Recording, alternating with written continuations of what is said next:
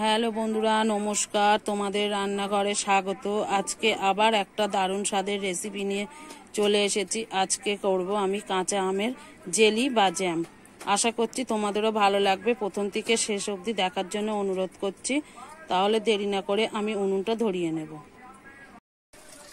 দেখো, আমি উনুনটা ধরিয়ে জলটা বসিয়ে দিয়েছি। আর জল কিন্তু বেশি দিলে হবে না, আমি 1 কাপ মতো জল দিয়ে গরম করে নিয়েছি। এবার কেটে ধুয়ে রাখা আমটা দিয়ে দেবো।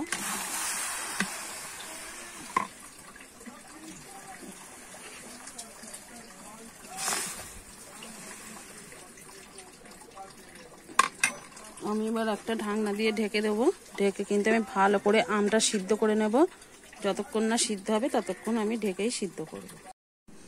বন্ধুরা, 10 মিনিট হয়ে গেছে। আমি এবার আগলা করে দেখে নেব কেমন হয়ে গেছে।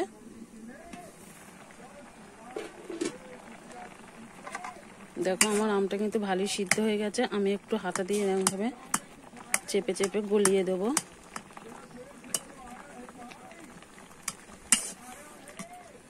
আমি কিন্তু আর একটু সিদ্ধ করে নেব। দেখো বন্ধুরা, আমি ভালোভাবে কিন্তু সিদ্ধ করে নিয়েছি। আর দেখো আমের শাঁসটা কেমন আমের থেকে বেরিয়ে গেছে। আমি কিন্তু এবার নামিয়ে নেব। আমটা কিন্তু আমি দেখো ঠান্ডা করে নিয়েছি। আর হাতা দিয়ে একদম শাঁসটা বের করে নিয়েছি। এবার আমি এটা ছড়িয়ে দেবো এক সাইডে। আর একটা বাটি নিয়ে নিয়েছি বড় দেখে।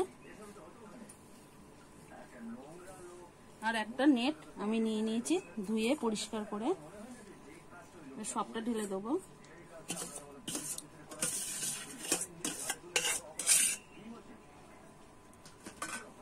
এবারে কিন্তু আমি হাত দিয়ে এইভাবে গোটো করে নিয়ে আমি কিন্তু এইভাবে চেপে চেপে শাঁসটা বের করে নেব।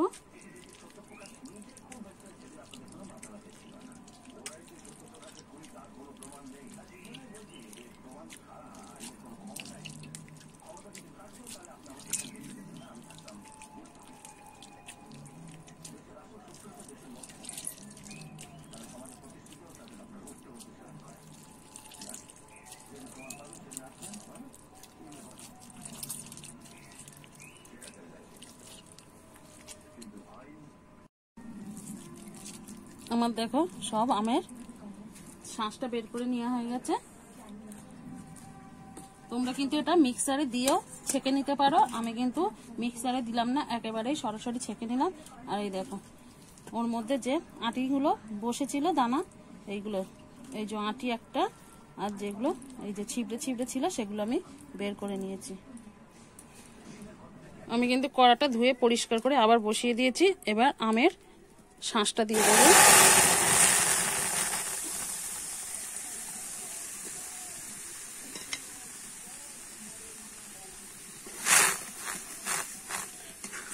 বেশি কিন্তু জল দেবে না। দেখো আমি এইভাবে একদম ঘন ঘন করে নিয়েছি। এইভাবেই কিন্তু করতে হবে, বেশি জল দিলে কিন্তু বেশি সময় লাগবে। আর আমি কিন্তু 1 বাটি মতো চিনি দিয়ে দিচ্ছি। যদি লাগে দেখে আমি পরে আবার দেব, এখন আর দেব না। আমি এইভাবে কিন্তু কিছুক্ষণ জাল দিতে থাকবো। আমি কিন্তু তোমাদের কিছুক্ষণ পরে দেখাচ্ছি। দেখো কতটা কালারটা অন্য হয়ে গেছে।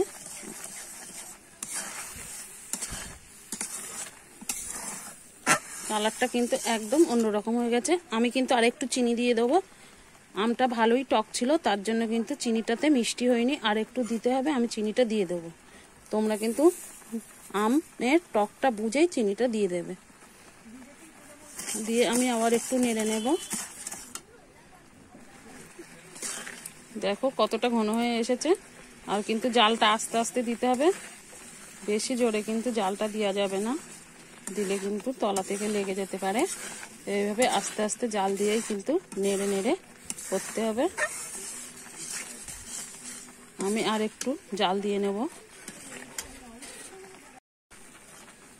দেখো আমার জেলিটা কিন্তু হয়ে গেছে। তোমরা চাইলে কিন্তু এখানে ফুড কালার দিতে পারো, আমি কিন্তু দিলাম না। ফুড কালারটা খাওয়াটা কিন্তু খুবই একটা ভালো না, শরীরের পক্ষে খারাপ, তার জন্য আমি দিলাম না। হয়তো একটু দেখতে ভালো লাগবে, তোমরা চাইলে কিন্তু একটু সবুজ কালার দিতেই পারো। দেখো হয়ে গেছে। আমি ভাবলাম আর দেবো না কালারটা, যেহেতু আমরা বাড়িতে খাবো। আর জেলিটা হয়ে গেছে কি করে বুঝবো কি করে সেটা তোমাদের দেখিয়ে দিচ্ছি। এই দেখো, থালাতে কটক দিয়ে দেবো। এই দেখো, কাট করলে পড়ছে না, এক জায়গায় বসে আছে, তার মানে কিন্তু জেলিটা হয়ে গেছে। আমি এবার নামিয়ে নেব, আর জাল দেবো না। এবারে কিন্তু আমি জেলিটা নামিয়ে নেব।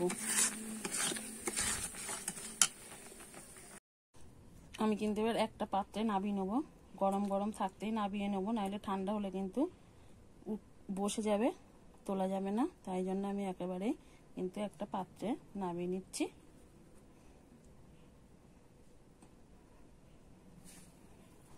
দেখো বন্ধুরা, আমি কিন্তু সব নামিয়ে নিয়েছি, আর কত সুন্দর কালারটা এসেছে। এখন কিন্তু বাজারে প্রচুর পরিমাণে আম পাওয়া যাচ্ছে, একবার তোমরা বাড়িতে এইভাবে বানিয়ে খেয়ে দেখতে পারো, খুব সহজে কিন্তু হয়ে যায়। আর দেখলেই তো কত তাড়াতাড়ি হয়ে গেল, একবার বাড়িতে বানিয়ে খেয়ে দেখতে পারো। আর আমার এই রেসিপিটা ভালো লেগে থাকলে একটা লাইক করো, কমেন্ট করো, শেয়ার করো, আর সাবস্ক্রাইব করে সঙ্গে থেকো। নতুন আবার কোনো ভিডিওর সঙ্গে দেখা হবে, ততক্ষণে ভালো থেকো, সুস্থ থেকো।